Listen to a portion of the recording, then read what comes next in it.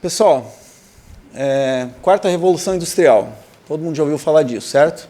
Estamos vivendo isso, né? Eu adoro linhas do tempo, né? Linha do tempo, para mim, é uma das coisas que eu mais gosto, assim. Então, aqui a gente já tem uma, né? O que essa linha do tempo está mostrando para a gente aqui? Os estágios, as 4 revoluções que nós vivemos, e as 3 que já vivemos, e a quarta que estamos agora começando a observar. Essa revolução industrial, assim chamada, né, ela tem alguns motores aí que a impulsionam. Um deles, um dos mais importantes, são as novas tecnologias aí de inteligência artificial. Eu até observei que no painel da manhã isso também já começou a ser tratado.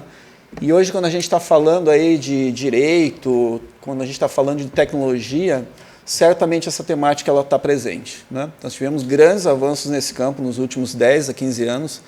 Aquilo que era tido como ficção científica, né, hoje em dia já está se tornando fato científico, né? Então as coisas começam a sair lá do filme, né, que a gente assistia os filmes, nossa, o computador que pensa, né, inteligência artificial, robôs, né, executando tarefas, tudo isso está deixando de ser ficção e está se tornando fato, né?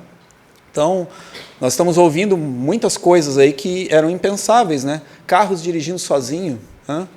Nossa, isso aí, para mim, né, era coisa que só em filme. Né?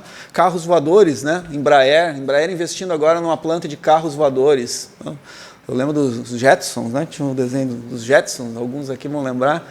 E imaginário, né? Para a gente, isso muito distante até algum tempo atrás. E tudo isso está se tornando realidade. Por que a gente está ouvindo falar dessas coisas agora e a gente não ouvia falar disso 15 anos atrás? Ou por que a gente não, de repente, deixou para começar a discutir isso daqui 15 anos? Essa linha do tempo, para mim, ela explica o porquê. Tá? Aqui está a resposta do motivo. Essa linha aqui, ela foi criada pela Singularity University, que é uma iniciativa de 2 visionários, com apoio de muitas instituições e universidades. Um deles é o Raymond Kurzweil e o outro é o Dr. Peter Diamandis. Eles criaram a Singularity com o objetivo de pensar como vai ser o futuro da humanidade, né? Cenarizar isso. E um dos artigos que eles publicaram, eles apresentaram essa linha do tempo aqui. Então a gente tem um gráfico que demonstra, na linha azulzinha aqui, a capacidade intelectual do ser humano ao longo da trajetória aqui na Terra, né? Então, desde o início da civilização. Então, vejam que o nosso intelecto ele vem aumentando, certo? Nossa capacidade intelectual ela vem se incrementando ao longo das décadas. E a gente já foi mais burrinho, né? Então, a gente está bem mais inteligente do que a gente já foi.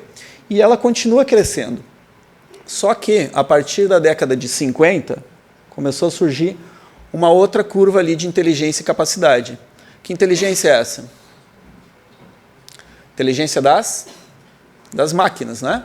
Foi quando nós começamos a ter computadores fazendo coisas, né? Capacidade de processamento.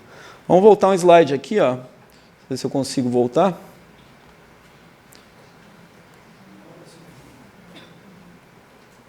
Não consigo. Tá. Aqui. Olha ali, 1950 e 2015, tá? Prestem atenção nesses 2 anos aí, porque eles são bem importantes. 1950 foi a terceira revolução industrial, certo? Foi quando começou o uso mais intensivo de computadores. Olha como bate com essa outra timeline aqui. Percebam como que o aumento dessa capacidade vem acontecendo? Percebe que está havendo um cruzamento ali? As curvas estão se invertendo? E elas estão se invertendo exatamente agora, né?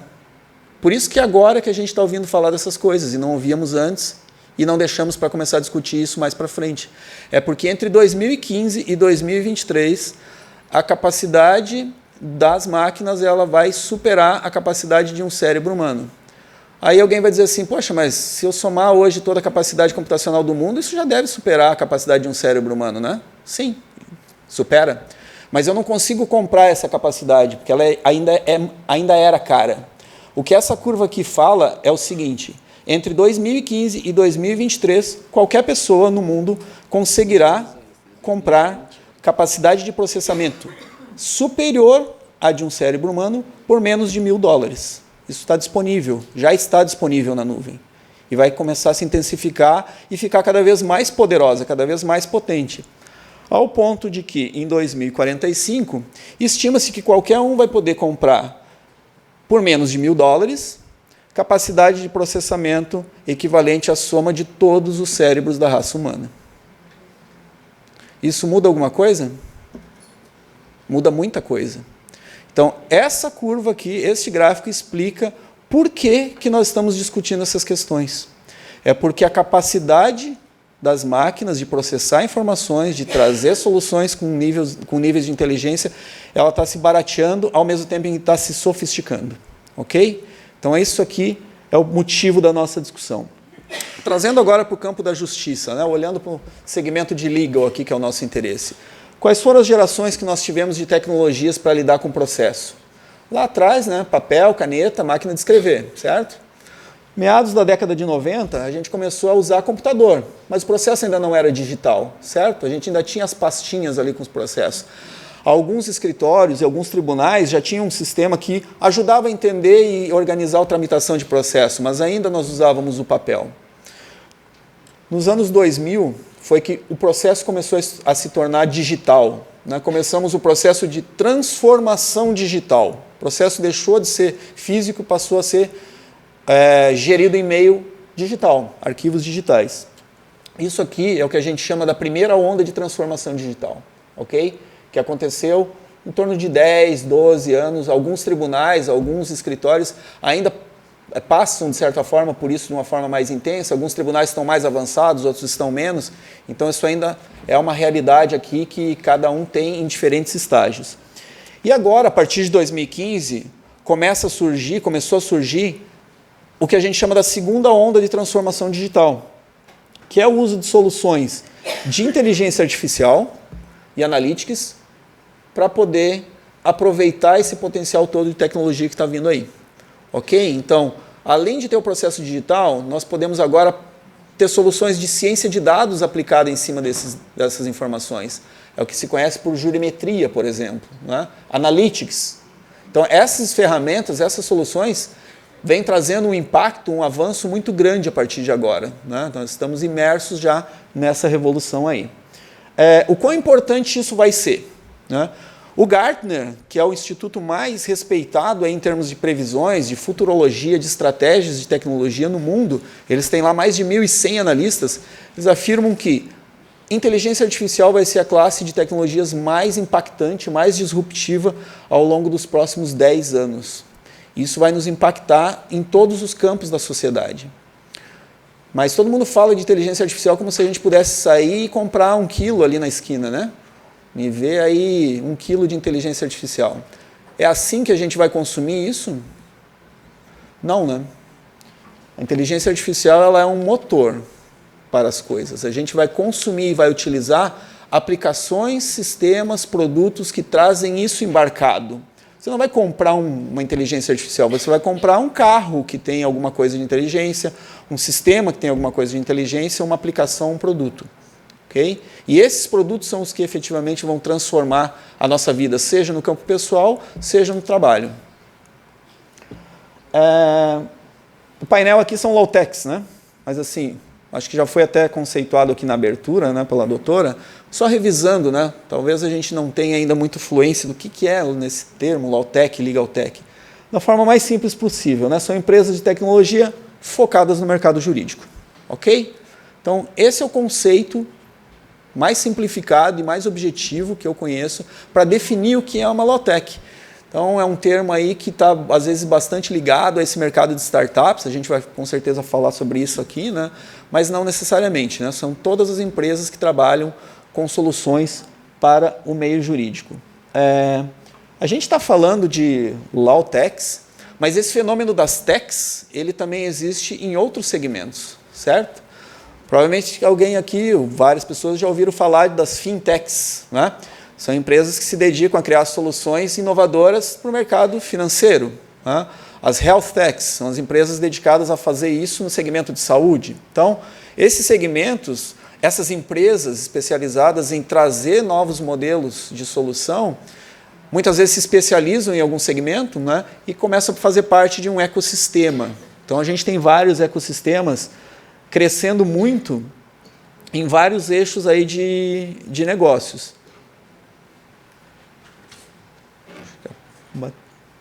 Então, por exemplo, né, operações de empresas de saúde, né, health techs, movimentaram 51 bilhões de dólares em 2016. Então, é um bocado de negócio, certo? E isso tudo vem acontecendo, de novo, né, nos últimos 5 anos. E vem se intensificando. Se a gente olhar lá no último quadrinho, né, as legal techs elas estão ainda num período de... Isso está emergindo. Né? Ainda não é um mercado tão grande quanto, por exemplo, de health techs, mas é um mercado que vem crescendo muito. Em 2016, houve um número recorde aí de investimentos nessas empresas. Então, isso sinaliza uma vitalidade muito grande aí, né, nesse mercado. Esse é um assunto que vem ganhando muitos holofotes, né? Cada vez mais. Assim, um exemplo é o painel que a gente está tendo aqui hoje. Quais são os sinais que a gente pode observar de que essa temática vem ganhando espaço? Né? Primeiro, a quantidade de eventos sobre o tema. Né? A gente tem, hoje no Brasil, no mundo, aí, todo dia, centenas de eventos discutindo essa questão aí de legal techs, né?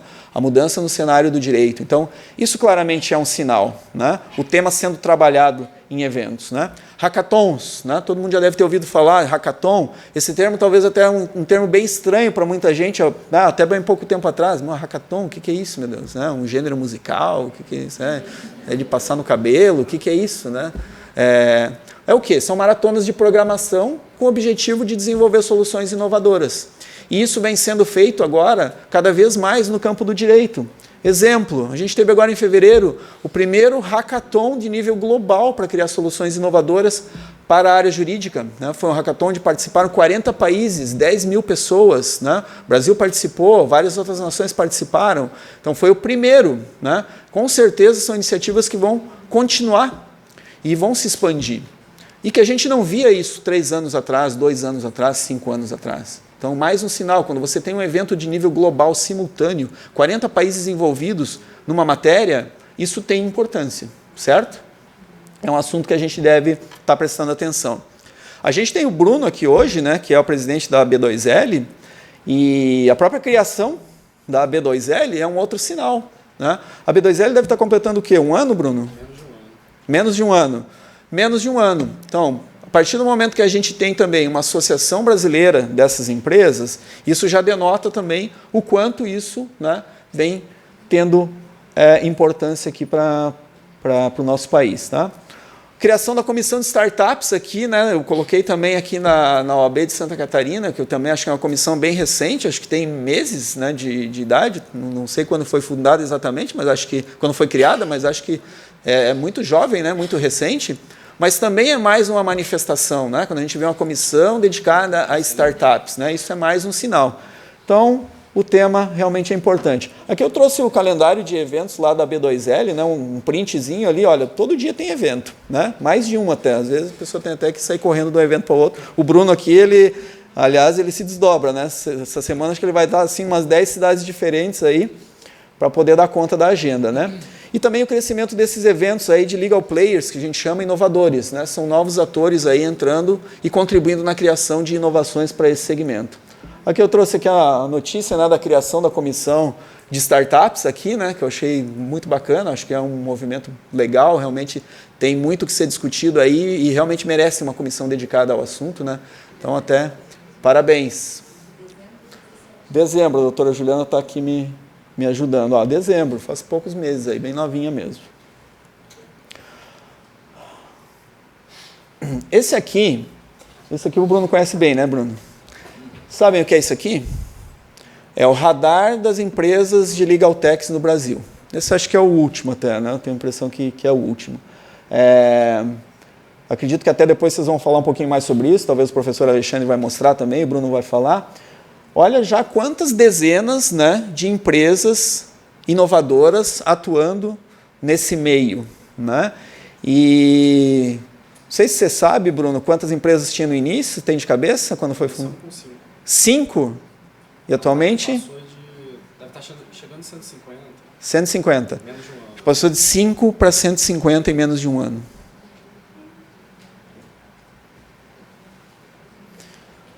Pessoal, essas empresas elas têm no país também um papel importante. Tá? Esse gráfico aqui é um gráfico é um infográfico, né, que compara o percentual de empreendedores que nós temos no Brasil, e aqui eu não estou falando só de legal tech, estou falando de empreendedores em geral no país. O Brasil é tido como um país muito empreendedor, certo? Então nós sempre estamos nos primeiros lugares aí das estatísticas, né, de empreendedores, quando comparado a outras nações. Então a gente está sempre lá nas cabeças, né? Mas quando a gente traça um gráfico de em que posição que nós nos encontramos como inovadores, normalmente as nossas posições já não são tão boas, certo? Então a conclusão é que nós temos no Brasil uma grande população de empreendedores que não inovam. E isso é algo que a gente precisa avançar nesse país, né? Nós precisamos ter, sim, muitos empreendedores, mas esses empreendedores eles também desejavelmente deveriam estar contribuindo para um cenário mais inovador dentro da nossa nação, certo? E aí que eu vejo também um papel bacana, importante, da B2L, das Legal Techs, porque essas empresas, essas startups, elas vêm muito forte com a ideia de realmente trazer inovação para os seus negócios, né? Realmente está trazendo soluções que até então não eram pensadas, não existiam. Então, a gente observa muito nesse ecossistema das legal techs, das law techs, essa vontade de inovar, né? De não fazer mais do mesmo, de trazer oxigênio, de trazer um sopro de inovação para esse segmento. Assim como a gente observa isso nas fintechs, nas health techs, né? Então, há uma contribuição importante aí ao país, no sentido de trazer também muita inovação para o cenário do empreendedorismo, né? Que é uma coisa que a gente às vezes não vê tão acontecendo. Agora é o momento sensacionalista da minha apresentação, beleza? Todo mundo aqui já ouviu falar de algum robô em algum lugar que está fazendo algum negócio mais rápido do que o ser humano, certo? Todo mundo já leu a notícia aí, né? Ah, o robô faz em segundos o que o advogado leva sei quantas dezenas de anos lá para fazer. Todo mundo já leu um negócio assim, ela não é? Esse estudo aqui, eu vou passar muito rapidamente, né? Comentei sobre ele na semana passada aqui na comissão. Foi um estudo legal que foi feito por uma empresa nos Estados Unidos, onde na verdade foi proposto lá um desafio. O desafio era o seguinte: colocar 20 advogados experientes, com décadas de experiência, para competir contra um robô na análise de contratos. Eram 5 contratos que tinham que ser analisados, né? Se vocês entrarem lá, pesquisarem por Law Geeks, é o que está escrito ali no robô, lá vocês vão encontrar esse estudo aí, tá? Então, esse era um desafio. 5 contratos para serem analisados por uma banca de 20 advogados com dezenas de anos de experiência, certo? Esses advogados eles passaram por um processo seletivo, além de ter experiência, eles foram avaliados por uma banca, passaram por um processo para garantir que eram profissionais realmente competentes, capacitados, né? E para concorrer com o robô, né? E aí, quem aqui quer apostar que os advogados ganharam? Ô, gente, vamos acreditar nos advogados. Temos 2, 3 aqui. Mais alguém? Mais um lá. 4, 5, 6. Mais alguém? 6? Ok, todos os demais então vão com o robô, é isso? Tá bom. Pessoal, só o fato da gente não apostar nos advogados e acreditar que o robô vai fazer melhor o trabalho, isso já não nos conta uma história aqui? Antes de eu mostrar o resultado? A gente já está duvidando de nós mesmos, certo? A gente já queimou a largada, né? A gente já assumiu que vai perder para o robô, é isso? Isso já conta uma história aqui, não conta? Pode ser que o robô perdeu, mas a maioria que acha que não.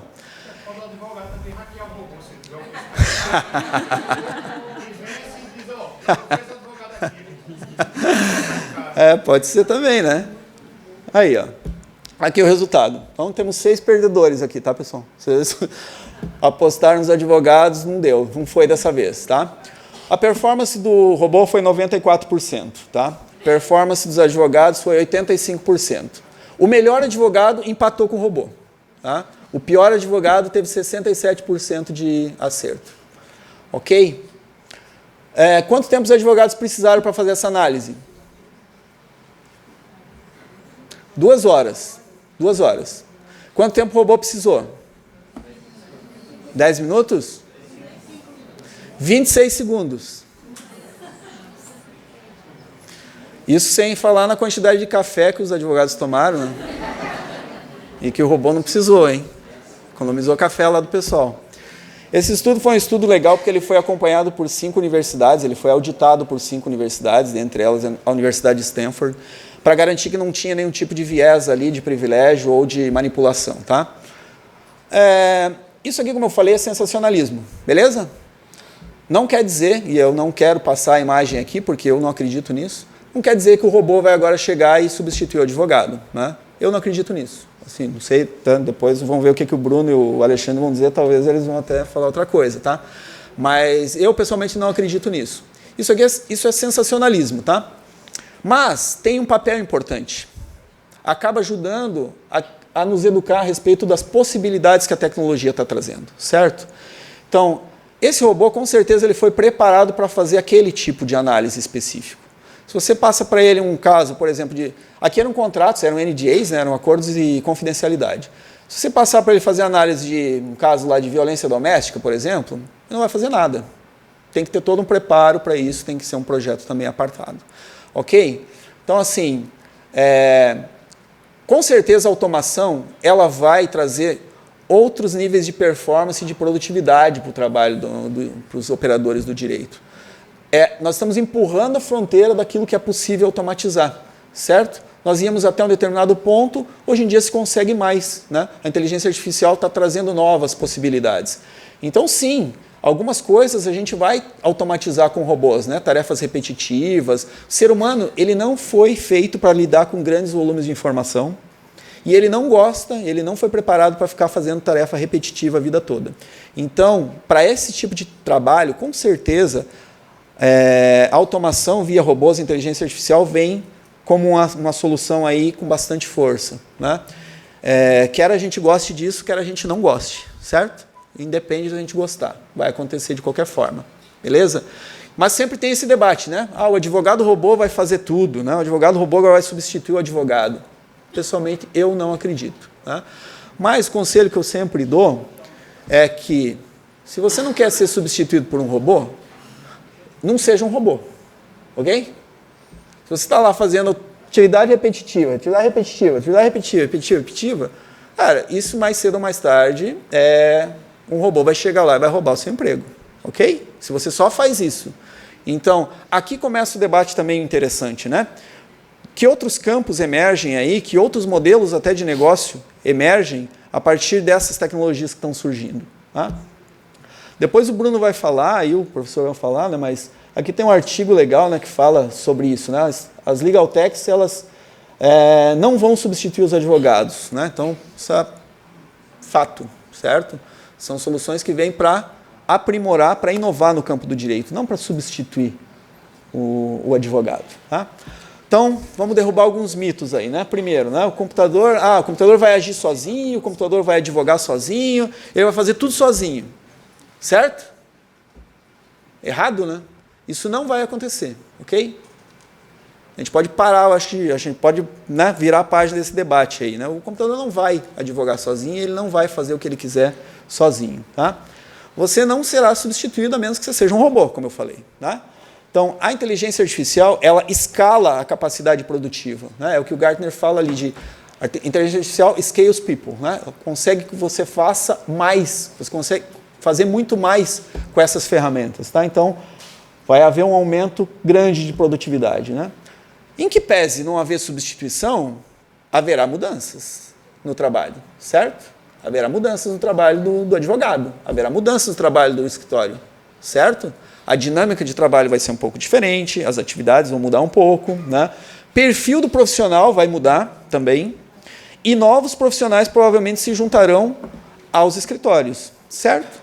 Principalmente no mercado americano, muitos escritórios já estão começando a ter a figura do estrategista de tecnologia dentro do escritório, certo? Porque esse cara passa a ter um papel estratégico dentro da operação do business do escritório. De que forma eu escritório, posso aproveitar essas tecnologias novas para criar, por exemplo, novas ofertas para os meus clientes, né? De que modo eu consigo me aparelhar para oferecer outros serviços, criar novos modelos de cobrança. E aí, conhecendo, entendendo bem a dinâmica desse ambiente de legal techs, eu consigo orquestrar outras estratégias que até então eu não tinha. Então, outros perfis de profissionais também começam a aparecer. E a pergunta, né?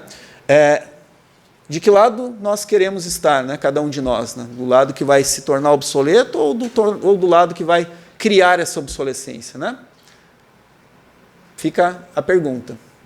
Toda vez que chega a mudança, alguns ficam com medo, outros abraçam e tiram proveito das oportunidades que aparecem. E tem muita oportunidade aparecendo dentro desse nosso novo cenário aqui, para os escritórios, para os departamentos jurídicos, para os advogados. Eu vou dar um exemplo agora de uma solução que usa inteligência artificial, que usa ciência de dados, que usa analytics, usa várias dessas tecnologias para fazer uma coisa que é muito difícil para o ser humano fazer sozinho. Tá? Essa solução aqui, chamada Convex Legal Analytics, é uma solução que usa intensivamente inteligência artificial, aprendizagem profunda, redes neurais, ciência de dados, algoritmos avançados, para poder, a partir de um conjunto de ações, essas tecnologias elas começam a trazer para um escritório, por exemplo. Imagina lá a sua carteira de clientes, as ações que você está gerenciando, e você já saber quais delas você vai perder, por exemplo. Então, essa solução aqui já te diz. Está vendo essas ações aqui? Isso aqui você vai perder, ok? Vai perder. Por quê? Porque ela tem todas essas tecnologias aí embarcadas com um Big Data gigantesco, né, séries históricas enormes, tendências em tempo real. Então, ela consegue afirmar com mais de 95% de assertividade quais ações você vai perder. Mais que isso, ela já te diz qual acordo vale a pena propor, qual a probabilidade desse acordo ser aceito pela outra parte também. Então, isso começa a trazer muita inteligência para a gestão do seu escritório. Né? E também te fala quais ações você vai ganhar. Né? Deixa rolar que você vai ganhar. Tá? Entre outros recursos e números que contempla essa plataforma. Né? O que alguns escritórios estão fazendo com isso? Né? Elas estão pegando esta solução, por exemplo, e oferecendo para as empresas, para as corporações, serviços que elas até então não poderiam oferecer, porque não tinham esse aparelhamento aqui. Então, o escritório passa a poder abordar, por exemplo, outros clientes, oferecendo serviços que até então ele não conseguia. E esse é um exemplo concreto de como que essas soluções novas podem contribuir para a geração de novos modelos de negócio e novas fontes de receita, por exemplo. É só um exemplo. Né? Aqui o nosso tempo é bem curto, a gente poderia continuar discutindo aí várias outras possibilidades. Né? Ok? A gente não sabe direito o que vai acontecer, né? O futuro ele não está escrito, a gente vai construindo. Né? O legal é isso. Mas toda vez que as tecnologias começam a surgir, sempre tem os profetas do apocalipse, assim, né? Então, quando surgiu a internet, ia acabar com os correios, né? Porque o e-mail, né? Aí ninguém mais ia mandar carta e tal, então vai acabar com o correio, ninguém mais vai usar o correio, certo? Os correios hoje em dia são uma empresa de logística, certo? Porque a internet viabilizou o quê? Uma amplitude do comércio, certo? Comércio eletrônico. Então, você compra hoje produto na China, sei lá, em qualquer lugar do Brasil, aqui mesmo, e precisa de uma logística para entregar isso, certo? FedEx, UPS, são empresas muito saudáveis e ninguém acabou com o advento da internet. Né? O WhatsApp, ano que vem, vai completar 10 anos já, né? 10 anos. E acabar com os operadores de telefonia, né? Porque daí elas não iam mais vender SMS e tal. Acabou com o operador de telefonia? Não, né? Mas os operadores de telefonia começaram a gerar outras formas de rentabilizar os seus negócios, certo? Provocou uma balançada? Provocou. Algumas operadoras fecharam? Fecharam, mas provavelmente foi por outros motivos. Né? Então, gente, sempre existem oportunidades para quem consegue enxergá-las aí no momento que essas ondas começam a crescer, ok? Então, aqui é um exemplo de uma solução, né, que traz um uso aí bem legal para essas tecnologias. Um outro uso, eu fiz questão de mostrar aqui, porque são facilidades que apelam muito para o nosso dia a dia. Esse é um exemplo do peticionamento eletrônico usando inteligência artificial, ok? Então, Alguns de vocês já viram uma versão nova do portal de peticionamento, onde foi invertida a ordem, certo? Em vez de primeiro você preencher os dados da petição e depois colocar o documento, agora você primeiro coloca o documento e depois preenche os dados da petição, certo? Isso não é por acaso. É por quê? Porque o próximo passo agora é lançar uma versão disso, aonde, no momento que você sobe a peça, um robô de inteligência artificial já vai ler e interpretar essa peça e preencher para você o formulário. Ok? Então é isso que está demonstrado aqui nesse vídeo, que eu passei, acho que enquanto eu falava, né? Acabei até distraindo todo mundo aí, né? Algumas pessoas não viram, mas é um exemplo de que você vai fazer muito mais do que você faz. Por quê? Porque você não vai mais precisar ficar preenchendo o formulário ali. Vai ter uma solução que vai já ler o documento para você e preencher o formulário. Solução que vai ter, com certeza, um benefício direto importante para o dia a dia de todo mundo. Eu acho que eu vou conseguir mostrar agora, no filme seguinte aqui. Ó, aqui tem até alguns zooms. Então, aqui estou selecionando a petição. Vai subir o documento da petição lá para o portal. Então, nesse momento, ó, agora tem um processamento que o robô está lendo as informações da petição. O formulário está em branco. E agora está preenchido. Ok? Então, você basicamente confirma, você confere os dados, né, daquilo que o robô processou. Se tiver que corrigir algum campo, o que vai acontecer? O robô vai aprender, certo? Vai aprender que naquele campo ele errou e ele é retroalimentado com isso. Então, nesse momento, essa solução aqui está sendo treinada em laboratório, inicialmente com 100 mil petições. Tá? 100 mil petições. Porque o robô de inteligência artificial, quando você cria, ele é como uma criança de 3 anos, ele não sabe nada, tem que ser ensinado. Então, quando isso chegar na mão dos advogados, já vai vir pré-treinado com 100 mil petições reais. Tá? E no momento que houver um erro de alguma informação e que o advogado corrigir, o robô também aprende, isso retroalimenta lá os motores de inteligência artificial dele. Okay? Então, é mais um exemplo concreto de como essas soluções elas vêm para ajudar aí que a gente seja cada vez mais produtivo. Tá?